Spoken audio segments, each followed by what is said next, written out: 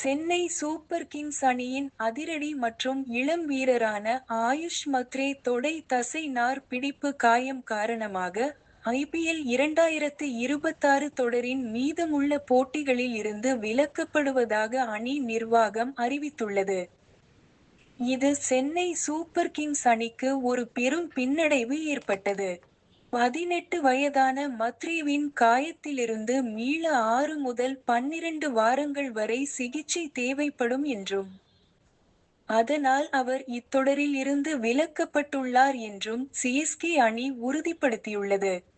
April 18ஆம் தேதி அன்று ஹைதராபாத்தில் சன்ரைசர்ஸ் ஹைதராபாத் அணிக்கு எதிராக பேட்டிங் செய்தபோது இரண்டாவது ரன் எடுக்க முயன்ற இளம் வீரரான மத்ரே தனது இடது தொடை தசைநாரை பிடித்துக் கொண்டு வலியால் அவதிப்பட்டார்.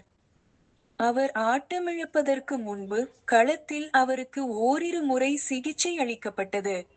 பின்னர் அவர் திரும்பி வரும் வழியில் ராமகிருஷ்ண கோஷ் மற்றும் பிசியோ டாமி சிம்செக் ஆகியோர் அவருக்கு மைதானத்தை விட்டு வெளியேற உதவினர். அவரது காயத்தின் தீவிரத்தை கண்டறிய திங்கட்கிழமை அன்று மாத்ரேக்கு ஸ்கேன் பரிசோதனைகள் மேற்கொள்ளப்பட்டன.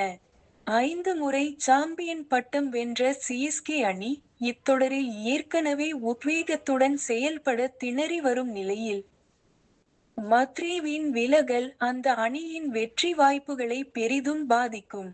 தங்களது முதல் 3 ஆட்டங்களில் தோல்வியடைந்த சிஎஸ்கே அடுத்த 2 ஆட்டங்களில் வெற்றி பெற்ற பின்னர் சமீபத்தில் ஹைதராபாத்தில் மீண்டும் தோல்வியடைந்தது.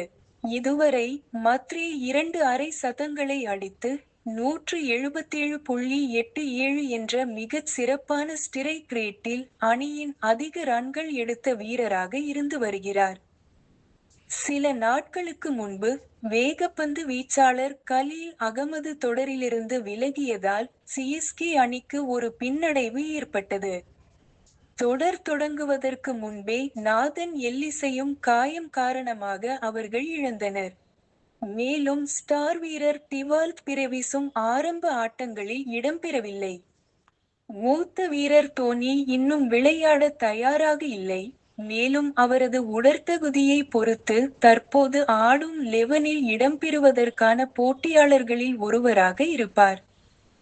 சிஎஸ்கே அணியின் அடுத்த போட்டி ஏப்ரல் 23 அன்று வான்கடே மைதானத்தில் மும்பை இந்தியன்ஸுக்கு எதிராக நடைபெறுகிறது.